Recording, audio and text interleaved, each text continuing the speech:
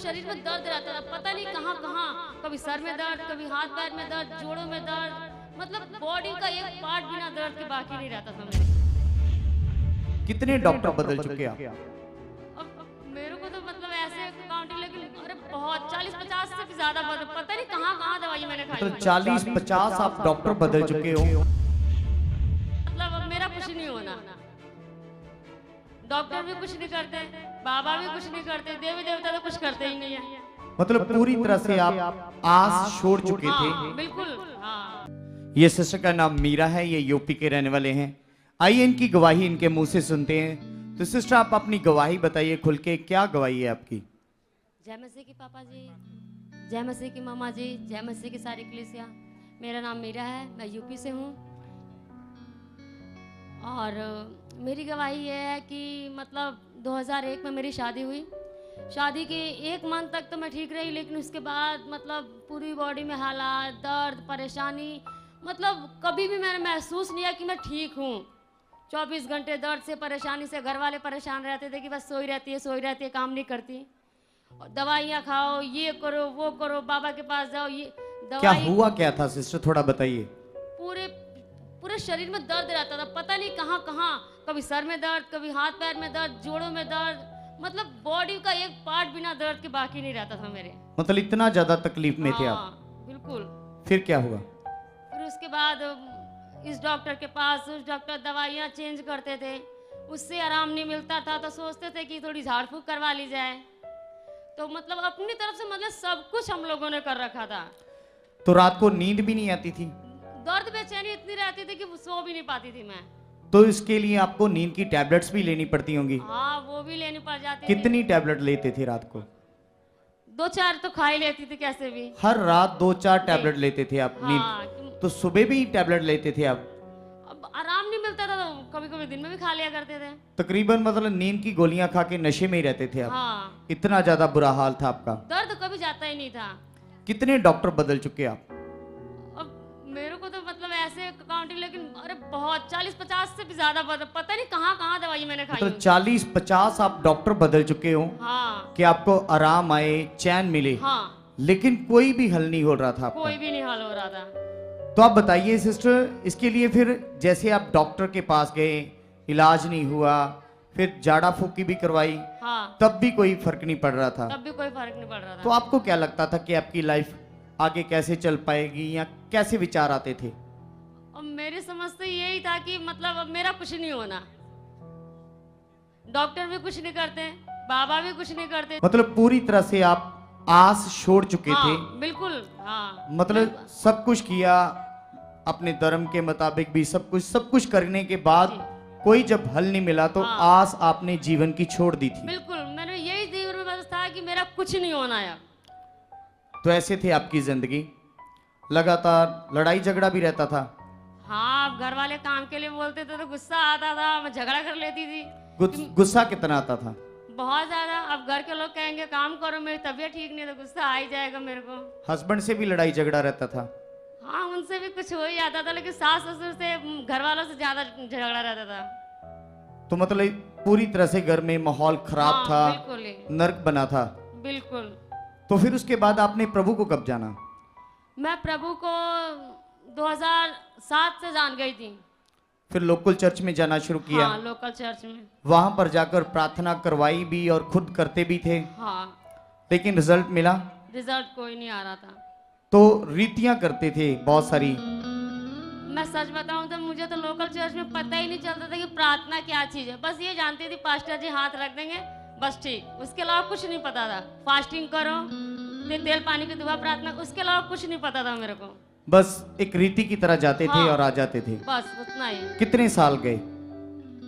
मेरे को लग रहा है 2007-8 से मतलब 2024 में मैं यहाँ आई, उससे पहले मतलब उधर ही लोकल चर्च। मतलब लगातार हाँ, चर्चेस भी बदलते थे बहुत सारी? पंजाब में भी बहुत सारी मिनिस्ट्रीज में आए? पंजाब में भी 4-5 बड़े बड़े मिनिस्ट्रीज में मैं गई हूँ। गए हो, लेकिन हल नहीं हुआ कुछ भी? कोई फल नहीं है। और लगातार जिंदगी खराब होती जा रही थी? बिल्कुल। सोच विचार बढ़ते जा रहे थे? बिल्कुल। जिंदगी की कोई आस नहीं थी? कोई नहीं। तो ऐसे आपकी जिंदगी थी जी। तो फिर उसके बाद आप बताइए, सुखपारणा मिनिस्ट्री को कब से आपने देखना शुरू किया? मैंने पिछले साल जनवरी से मतलब शुरुआत की। 2024 से हाँ। जनवरी से शुरुआत की, ऑनलाइन वीडियो को देखना शुरू किया। जी जी। तो सिस्टर, जब आपने सुखपारायण निष्ठा की वीडियो को देखा, फिर क्या समझ आया आपको? जैसे मैं पापा जी को मतलब देखती थी तो ये फील होता था कि हाँ, कोई दुनिया में ऐसा है जो कुछ नहीं जानता, उसको भी वो कुछ बताते हैं, मैं कुछ सीखा जा सकता है वहां पे जाकर। हालेलुया, जोर से तारीफ करेंगे, क्योंकि आप जानते हो कि हमारे स्पिरिचुअल फादर के ऊपर परमेश्वर ने कितने बड़े बड़े वेदों को प्रकट किया है, और उनके सिखाने का जो तरीका है, कैसे लोगों को समझ आती है, जो 10-12 साल से प्रभु में भी हैं, लेकिन इस मिनिस्ट्री में, इस चर्च में जब परमेश्वर के दास से मिलते हैं या उनको सुनते हैं, तो कैसे वो थोड़े दिनों में ही सीख जाते हैं जो 10-12 सालों से नहीं सीख पाए। तो सिस्टर, जैसे आपने सीखना शुरू किया तो आपको समझ आई, क्या समझ आई? परमेश्वर के दास के मुंह से क्या सीखा आपने? मैंने यहाँ से यही सीखा कि मतलब अगर हम पॉजिटिव अंगीकार करें तो हालात कितना भी बड़ा है वो खत्म ही हो जाएगा। हालेलुया।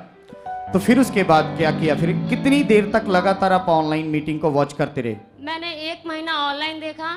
मतलब हर दिन आपने वीडियो को निकालते थे? हाँ। खुदा के दास के मुंह से जो वचन आता था लगातार सुनते थे? बिल्कुल बिल्कुल। अलग अलग वीडियोस को देखना शुरू किया। हाँ। 1 महीने में आप पूरी तरह से सीख गए कि कैसे खुदा से काम लेना है। जी जी। समझ आ गई पूरी तरह से। बिल्कुल।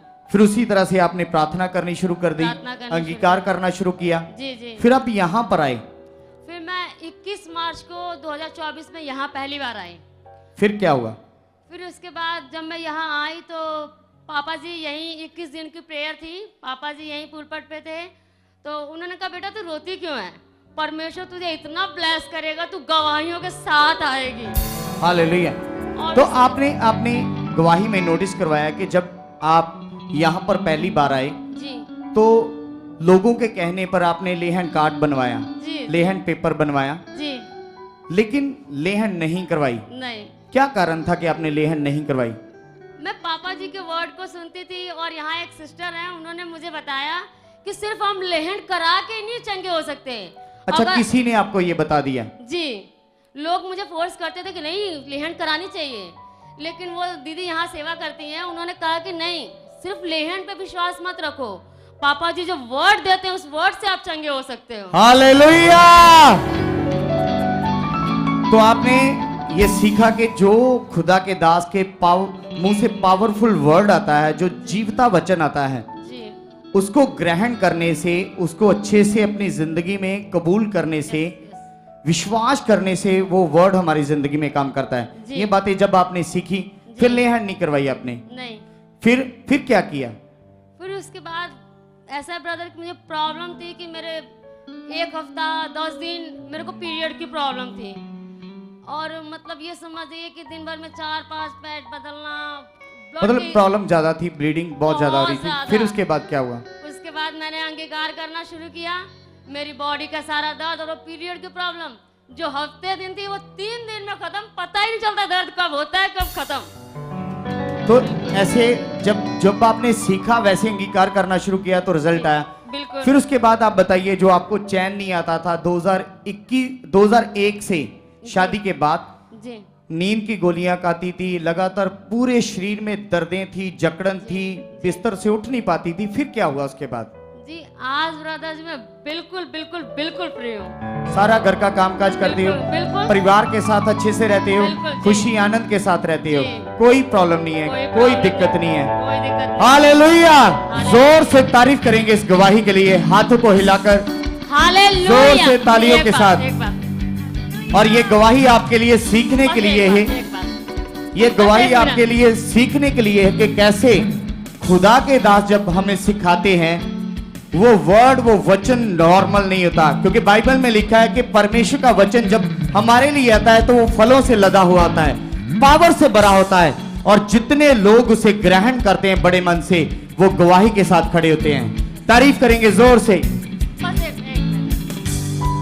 थोड़ा एक बताइए बात- क्या? एक बात मैं और कहना चाहती हूँ कि पापा जी कहते हैं कि मैंने तुम्हें दूध पीने वाला नहीं रोटी खाने वाला बनाया है। हाँ। उनकी बातें सुनकर मैं इतना इम्प्रेस हुई कि मैं सबसे प्रार्थना करवाती थी बीमार रहती थी तो, आज मेरा पूरा मोहल्ला मुझसे प्रार्थना करवाने आता है। हालेलुया। हालेलुया, जोर से तारीफ करो एक बार फिर से। हालेलुया। धन्यवाद ऊंची ऊंची तारीफ, ऊंची। हालेलुया।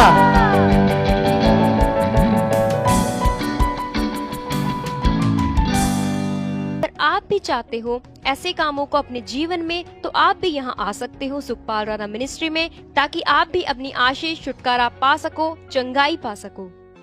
हमारे चर्च का पता है GT road Manawala, Delhi Public School, new bypass, Tarn Taran road, राज्यवाल चौक। आप अगर दूर से आ रहे हो या किसी दूसरी स्टेट से आ रहे हो, तो आपको 2 या 3 दिन तक यहाँ चर्च में रुकना होगा, ताकि हम आपको वो बातें बता सकें जिससे आपका निश्चय छुटकारा होगा। ये हमारे हेल्पलाइन नंबर्स हैं। आप इन नंबर्स पर कांटेक्ट करके यहाँ चर्च में आ सकते हो, प्रार्थना करवा सकते हो। God bless.